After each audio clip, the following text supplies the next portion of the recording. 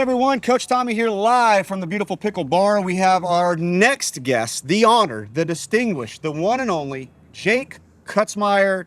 Tell everybody who you are. Hey guys, I'm Jake Kusmider, head pro here at the Pickle Bar. Been working here for about a year since we've been opened, and played professional pickleball for 3 years.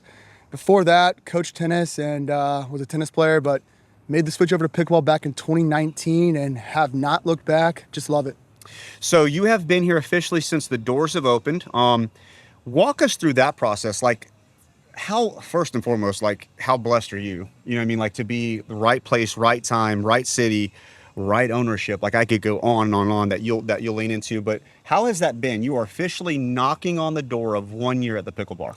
It's surreal. I mean, the owners came to me a few years ago when they first came up with the concept of Pickle Bar, and I was definitely on board with it. Didn't know if it was going to come to fruition or not. And yeah, here we are. Here you are. And just loving it. It's a great experience. You have played professional pickleball, which means that you are officially, no pressure, you are officially our very first professional player that we have had on the pod. And we've had some really good guests. But give us a story in the background. Okay, why are you now at the Pickle Bar and not playing professional pickleball? Because you look like you're goddamn 19 years old. Where and why are you not on TV right now? Oh, it's a great question. I decided to take a break last year. Wanted to get back, to teaching a little bit, make some better money. The pro tour is tough to pay the bills, and money's kind of coming back into it a little bit now. So I'll definitely try to get back on the pro tour, but loving teaching right now. It's a lot of fun, very rewarding, and but missing the pro grind. I'll be back out there soon. Yeah, so give everybody an insight to what that is. So when you say pro grind, I have fortunately have, experience, as you know, in other realms of that. But I want people to know, when you say grind, I'm sure Margaret driving down to New York City right now is like, okay, yeah, you're grinding on pickleball tour. What does that look like, man? It's traveling nonstop. The tournaments aren't, it's not a, it's a lot to travel. You get there Wednesday, you play Thursday morning, you play Friday, Saturday, and then you leave Sunday. Or if you're lucky enough to make it to Sunday, which I never did, but if you're lucky enough to make it to Sunday, it's a whole week that you're investing in this tournament, and it's not cheap. It's not cheap. It's not, right? So now you've got lodging, you've got fuel, you've got your time that you're there. Oh, by the way, you still have to eat 4 days. You're out of town. You're not at your home. Can't open your fridge. So now that means you're eating out. So, and by the way, if you are blessed enough and fortunate enough to work your way through the gauntlet to get to Sunday, you literally turn right back around 2 days and you're going to be doing the same exact thing the following week? Exactly. So it depends on the tournaments you sign up for, but a lot of the pro players out there, they are grinding week in, week out, traveling to different cities, playing these tournaments almost every weekend. Wow. How much does your tennis background, and you can fill us in, people don't know you, they will after this because you're going to give them where they're at, but are you a family player? Do you have other people that play? Like, you look familiar to me. Great question. So, yes, tennis family. My mom and dad both played college ball, and brother and sister both played tennis as well, and grew up loving it. Played at College of Charleston back in the day. CFC Cougars. And then, 2019, I decided to try out pickleball. I was still playing tennis competitively, but made the switch over and immediately just fell in love with the game. I mean, it was just, we got Scarpa and Greg involved as well, two of my pro buddies, and we started drilling every day, and got up to that pro level pretty quick. That was pre-COVID. Pre-COVID. Which is really, really odd, right? Like, there's nobody in pickle in 2019. Like, exactly. Nobody. I was the youngest guy out there for sure. Holy cow. So if people can understand, like, this is literally you joining the NBA when there was like 1 or 2 teams. Like, that's the equivalent of what pickle was in 2019 on the pro circuit. Exactly. Same guys that have been there probably since 1995 they're the only people that even know what pickleball is. They're pro, and now all of a sudden you got studs like you guys and Scarpa and Greg Dow, which are all, by the way, studs, and we'll have them on the pod for sure. How in the world how did you even get introduced to pickleball? That's a good question, Tommy. So I got introduced by Scott Mineta. Okay. Back with Pickle Strong, and he introduced me to it. He told me he thought I'd be a good player, and that was pretty much it. I mean, and that was 2019. That was 2019. 2019. So, are you actively still playing tennis at that time at CFC? Not at CFC, but I was competing in some small regional tournaments, and loved it. Still love tennis, but It's different. It's different sport. It definitely helps your pickleball game. Sure. But yeah, 2019, 2020 was the year I decided to almost quit tennis and play pickleball full time. Started playing a lot more tournaments in 2020. 2021 was when I started really grinding on the pro tour. Okay. And yeah, that's pretty much it. The 2020 tour of COVID of pro pickleball, what was that scene? How much were you traveling? What did that look like? I only played 2 tournaments in the fall. There wasn't a whole, it was, COVID. It was dead, so right? Everything's dead. Yeah, there wasn't the spectators had special rules and, you had to wear masks in between your matches and Wow. a little bit crazy scenes, but it was fun. Definitely fell in love with it more. Okay. And then 2021, I was all in. And then the last 3 years, definitely just all in on pickle. As a tennis guy and a specialist, are you singling only then, or are you doing doubles then too? So that's a great question. I was definitely a singles specialist. I still am a better singles player than a doubles player. Okay. I feel like singles is just more like miniature tennis, whereas doubles, you have a lot more strategy, a lot more patience, and you have to be disciplined out there, which early on I was not. Right. Starting to work on that, get a little bit more disciplined on the court, but definitely like singles a little bit more than doubles. Yeah, and you have that commonality of a thing called another person. So you have that whole other mantra that you've got to now navigate with. You've got another personality, another skill set, another location on the court. Like you've got all of those things that go into it. When it's singles, and everybody can tell just by looking at you, it's you, yourself, and you. So everything's on you, good, bad, or indifferent. But when you add that other collaborative person, whether it's a guy or a gal, now you're like, crap, now we're in a team thing, right? Like this is a team sport now. Exactly. And I love it. I really do love playing with it. I think doubles is consistently, the points are a little bit better. But yeah, it's a different aspect of the game. Starting to love it more. Okay. But singles, it's all on you. And I kind of like that. Whether you win or lose. Right. Depends on you. So doubles, still love it. But singles is where my heart lies. Where it's at. Do you feel like with your skill set in tennis, your fitness obviously is a major thing. One of the things that I would love for you to lean into that we haven't, but we're going into the new year, like this is going to post, as everybody gets these, hey, rah, I've got to change my body going into the new year. Walk me through, Coach, how that looks and what we need to work on as if I want to be a pickleball player, how vital is fitness for me?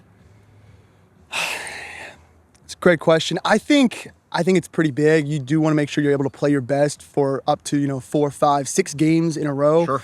So I think endurance is one of the biggest things. Okay.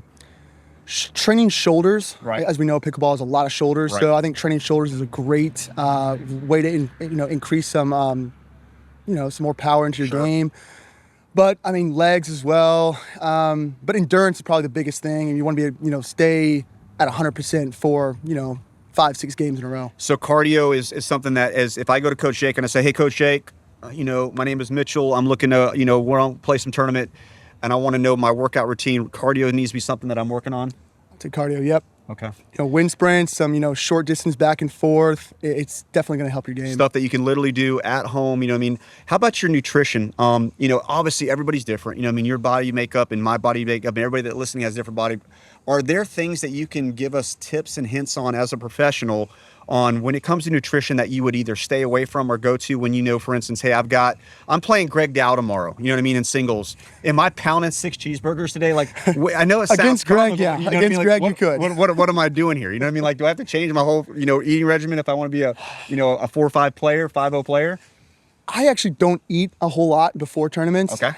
Usually just chug water, a lot of salt. Okay. Creatine is something that I take a lot of as well. Okay. So just trying to, a lean machine. Lean machine. You want to make sure you're, have the energy. Energy drinks is something I take a lot of coffee as well. But I don't eat too much. Okay. Either the day before or tournament day. Okay. Don't eat too much. Okay. Probably should change that, honestly. Yeah. So you're kind of going lean in as you're trying to not run on empty for calories, but you're definitely making sure that you are not heavy. You're not having exactly 3 visits to Olive Garden. Before we go into tournament week. Exactly. On that Wednesday before you fly. Not too heavy on the carbs. No, okay. sir. So you're trying to stay away from the carbs on that. Your home is more than just a place. It's your pride, your sanctuary. Its exterior is the first impression it gives to the world, and a shield that protects you from the elements.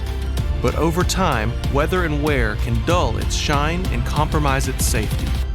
That's where we come in. At First Class Painting and Restoration, we bring your property back to life with our premium painting services. Using state-of-the-art tools and techniques, we deliver exceptional results on time and within budget. As a local award-winning company with over 15 years of experience, we're known for our family reputation and unique culture. We're not just painters, we're craftsmen who care about our community and the people we serve. We're committed to bettering our customers, employees, and community through the fun trade of painting. So choose First Class Painting and Restoration and experience the difference of a company that cares. Because making your house feel like home is our first-class service. Now I'm going to get to the fun part where everybody's excited about this, because I would love to know this answer. How different is your paddle from 2019 to 2024? It's a completely different game now. I mean, back in the day, the paddles were all smooth. They had the short handles. I think I started off with the Selkirk Invicta, the Tyson McGuffey signature paddle back in the day, and I liked the paddle. Sure. I mean, I actually ended up getting a pro medal with that paddle. Okay. And but switching over to the grittier paddles, the longer handle for a two-handed backhand has just made a complete change my game for the better. The spin I'm able to generate, and just a two-handed backhand has made a big change up in my game. So, did you play a strong two-handed backhand when you played tennis? Is that a yes, strong? that was one of my best shots. Yes, forehand, big forehand, and then two-handed backhand wasn't great in tennis, but not a liability. Was pretty solid. Able to do that in pickleball was a big change for the positive. I mean, I could talk shop to this kind of stuff to you all day, because this is my love language. But do you feel like when you go two-handed backhand, did it hurt your mobility at all? Like, I feel like one of the things that we struggle with when we see students and we're coaching, the mobility of going single-hand backhand to a double-hand backhand, I feel like it creates a better control for them, so they make less errors. But I definitely feel like their mobility, they have to make sure that they are pre-planning the two-handed. Does that make sense? 100%. So I think the one-handed backhand is great for when you're out of position. You're going to have more reach with one hand, but if you're in position, you're set up, the two-handed backhand is a shot that I feel like has more control. It's easier to generate spin. Right. And so there's a time and place for both shots. Yeah, I think you're absolutely right. One of the things that I feel like so many people will do is they'll hit the two-hand backhand, and you can attest, it's awkward. Like when you're first doing it, for the first several weeks, months, depending on how much you're actually hitting it, it's an awkward feeling shot, especially if you are just starting and your natural tendency is always just going to be, it's a very short paddle no matter what you're playing with in comparison to a tennis racket. So you're always thinking that one hand can do it. But when you go to the two and you start playing with the two and you start seeing the more comfortability of it, I mean, Anna Lee, right? Like for me, like, dude, her two-hand backhand, it's up there in the best in the world with all the guys. Unbelievable. Like, it's unbelievable. She is dominating as a right side player with a poached two-handed backhand. I know. It's crazy. It's crazy. It really is. So toodles to wherever you are, my dear friend Anna Lee. You and your two-handed backhand is something of just wonder and awe, and maybe the eighth wonder of the world at this moment. But I agree. So you're 2020, you're playing with a Selkirk. Like Selkirk was a real thing in 2019 as well. Selkirk Invicta. So shout out to those guys. They're still here. They're still here. You know, where are we at now? So what are you doing? What's the paddle now? Where are we at now with paddles? So I'm playing with the Yola Perseus or Hyperion, the 3S. I like it. It's got a lot of power, a lot of spin as well. The long handle helps the two-handed backhand out. Kind of going back and forth between singles with the Hyperion. It's a little softer. I can shape the ball a little bit better. And then doubles, I'm playing with the Perseus, maybe a little extra pop. Okay. So counters, exactly. Stuff, yeah. Counters feel a little bit more poppy, a little bit more solid on the with the Perseus. But sticking with the 16 mil. I like the 16. I feel like with the new PAL technology, they're all so poppy that want a little bit more forgiveness. The 14 mil is too can't hot. Control it. It's too hot. It's everywhere. Like exactly. You're blasting out either right, left, or long, something Return like that. a serve, exactly. Yeah. Can't control it. Yeah, I feel like at the end of the day, and it'll be interesting, right? Like in this conversation that we have, hopefully 6 months from now or a year from now, it'll be crazy for me to see where we're at, because I think you would agree to this. We're gonna have to we've got to figure out what this is, when it comes to the power of the paddle, and is it playable? Is it not playable? Is it consistent? Is it safe, for crying out loud? Like you and I coach, we coach people that are 7 feet from you that sometimes physically cannot catch a ball. Exactly. I don't want them to get physically hurt by going and playing with Keith, who's got, you know what I mean? You know what I mean? A 70-mile-an-hour shot from 8 feet. You know what I mean? And it's real that we're dealing with right now, right? There needs to be definitely some new regulations. We just need to be able to agree on, one cap. governing body. Yeah. Exactly. What the cap is. Yeah. Until we figure that out, I feel there's going to be a lot of controversy surrounding this topic. But I think the pro players they should be allowed to play with whatever they want. That's my opinion. Right. But it just depends on what the two governing bodies right now are going to decide. I mean, yeah, and I feel like as you know, the purses and the monies and all of it in the world of professional pickleball continues to grow. I think the more they get that ironed out and the more the governing bodies start kind of singularly coming up to who's who and where's where, I think the purses will get bigger because the eyeballs will get bigger, which means the sponsorship dollars will get bigger. You know what I mean? And I feel like that's where it's going to be really interesting to see, because I'll use an analogy. Everybody knows I'm a baseball guy, but there's a reason why professional baseball players have to use wood bats. Like, there's a reason for it. You know what I mean? And there's also a reason why people don't know this, but there's probably 30 representations of the wood bat brands that are in the major leagues, but there's 4 that everybody uses. You know what I mean? So, and there's a reason being for that. Now, whether it's advertising dollars or not, I think the consistency and the approach of knowing that bat is going to pass whatever the test may be prior, and there's no issue. In professional pickleball at this moment that we're speaking, and you can attest to this, me and you can go into the shop and buy 10 paddles, and you and I will not know if they will pass or not at that table. 100%. That's scary. That is scary. That is scary to me. So wherever you're at, I am praying and hoping that, those are bigger answers than I've got, but that's going to have to be something that, as a coach, it makes me really nervous to know, who am I teaching? What am I teaching them with? Because am I going to have to change this in 3 months? I mean, I already feel like, and hopefully you can attest, but the way that I coached Pickleball 101 a year ago is different than the way I have to coach Pickleball 101 right now. I agree. You agree? The game's gotten faster. It's different. I mean, people come to me, they always say, I keep getting hit with the ball. So there's a lot more counters. The game has gotten faster. The points are shorter. A lot more bangers out there. So there's definitely a lot more different, tips on how to handle those situations that we're having to coach. Prior to this podcast, I just played, hopefully you were impressed, but I just played, brought home the dub. Don't worry. We brought home the goddamn dub.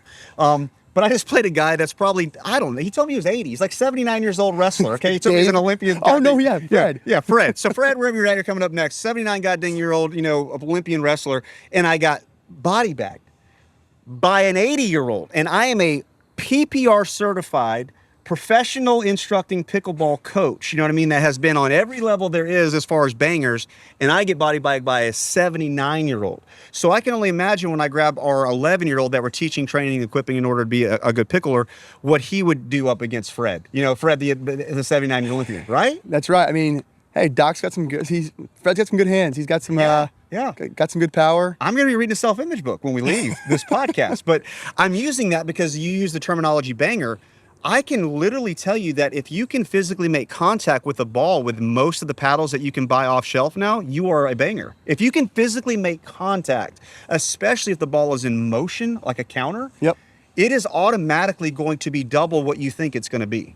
100%. It was not like that, dude. I'm the director at LTP and I'm coaching hundreds of people a month. It was not like that. Like, it was legitimately drop shots, dinking, setting up tactic. Now it is literally like, okay, we got to make sure that we're starting with counters. Like, exactly. We're starting there. Drive and crash. I mean, that's a huge play that a lot of players are wanting to learn from me. Right.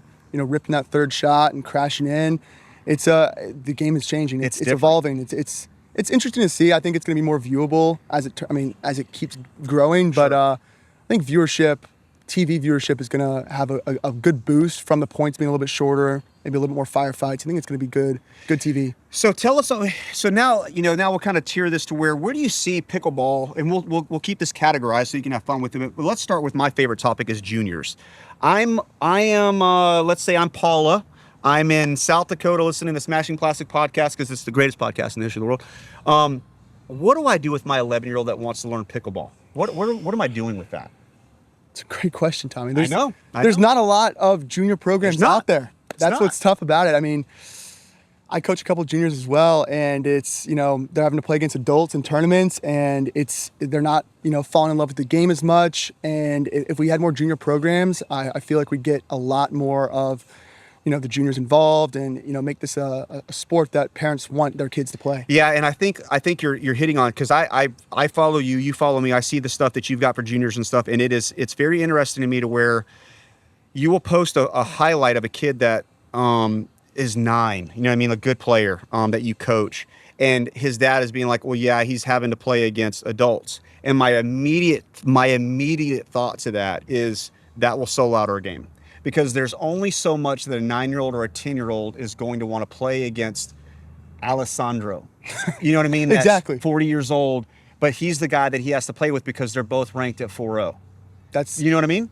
it's a different game. It really is. It's a different game. It's a very interesting topic, and it's a very interesting thing that I hope and pray that one thing that does solve it, and we've already hinted at this, is when the governing bodies all get to collectively together and figure out the direction in which this is going will definitely help, because they're the driving force. And whether that be APP, PPA, MLP, whatever 3 other letter acronym that you can come up with, I feel like juniors have to have the target on the wall of what we're going for. That's the first thing. So MLB, NBA, all these guys, they know where that is. What steps lead me to that? In professional pickleball, it's really difficult to point at right now. You know what I mean? As far as there's no reason in the world that a 409-year-old should have to play against a 40-year-old in the open. Like, it's really weird. I know. We need more junior, tournaments. We need more junior programs out there. I think getting involved in schools is going to be hopefully a step in the right direction. Sure. But I mean, growing up playing tennis, junior tennis tournaments are all over the state. They're everywhere. They're everywhere, right? So never had a problem with that. We need the same thing in pickleball. Okay. We need the same thing in pickleball. And once we start to have that, I feel like it's going to, parents are going to want their kids playing pickleball. I think having pickleball be an NCAA college sport is gonna hopefully help that as well. But definitely some progress to be made in that. Yeah, I feel like, and one of the things that you can definitely do, and I and all of the guys that wear this coach's hat on is, especially when we have like venues like this that are Pickle Bar. For right now, for instance, like we're in the middle of the day, it's 12 o'clock, it's 1 o'clock in the afternoon, we're getting close to school. How cool would that be to where at 3 o'clock, bell rings, they go out, they come here at 3:30, and there is a legitimate school league that's going on, and it's nothing crazy formal, it's nothing crazy uber competitive, but it is enough to wet their whistles to where, holy crap, for an hour at school 3 days a week, these guys are legitimately playing competitive pickleball. And whether that be in the MLP fashion or whether that's in the singles or doubles, I feel like that's a really good start, that the more kind of venues that we have like this, the more opportunity we have for it, because now you actually have courts that can do it. Does that make sense? Yeah, that makes perfect sense. Yeah. We need to get some. Yeah, I feel like at the end of the day, I feel like the junior thing is what is going to be the lifeblood of what makes this beautiful sport continue to go on to the next generation. And that's really what the athlete's going to change, so that you're going to have great guys like this. But how cool is that going to be to where you can take what you've got, I can take what I've got, and you put it into a 5, a 7, a 9, a 15-year-old, and then you wake up one day and they're the next Scarpa. Exactly. You know what I mean? They're the next Ben Johns, the next Ben Anna Johns, Lee. and that's where it comes from, right? Exactly. That's where it comes from. We're gonna leave you with this, because I want to make sure that people hear how good you are on this. First and foremost, before I even forget, give me a coach's tip. So you're a daily instructor. You're doing 101s. You're doing singles, individuals, drills. Let's start with, give me coach's tip of the day, and you do this a lot, but give me one that you think would resonate with our viewers on how to become a better pickleballer, and we'll let you have that. One coach's tip of the day from Captain Jake. Coach's tip. Only time I use my wrist in pickleball is on my backhand counter. Okay. So only time I just flex the wrist out in front. It helps keep that paddle face a little bit more closed. A lot of times I see people with their paddle face a little bit more open. It's just going to give your opponent another chance to slam that ball at you. So only use the wrist, backhand counter. That's the best tip I can give you. So it's awesome. Like, it's super simple, but you've already hinted at this. When you're doubles, the net game is everything, right? Like the net game of doubles is everything. Won and lost at the kitchen. 1,000%. So firm wrist. Don't be flicking don't take yourself out of the point before the point's even able to be taken out, right? With a crazy thing not being premeditated to what you're doing. I love it. I absolutely love it. Tell everybody, Jake, how do I find you on the gram? Where are you at? And obviously your journey is not ended as a professional pickler. Guys, if you haven't had an opportunity to check out Jake's stuff, you need to. The guy's a freaking animal. He is at the Pickle Bar in Somerville. You can actually get lessons with him. Give them a little bit about your schedule, how they get a hold of you, where they can find you, and where they can chase your journey down. Yeah, of course. So my Instagram is JakeTK _PB, and you can find my number on the Pickle Bar website. Shoot me an email. Would love to schedule some lessons. My schedule kind of fluctuates week to week, but have availability throughout the week, and yeah. It's really cool to think you guys don't have any idea how good this guy is, but he's a great guy. He's even a better player. If you have the ability to come get a lesson, drill, dink, smash it at this dude, and watch him smash it right back at you, you need to do it, all right? Thank you so much, man, brother, Yeah, for of being here. course. Love you a long Thanks, time. Guys, if you haven't had the opportunity to like our podcast, please smash that like button. We need you. Helps the algorithm, keeps guys like this coming on, and most importantly, gets you better as a pickleball player. Coach Tommy, out.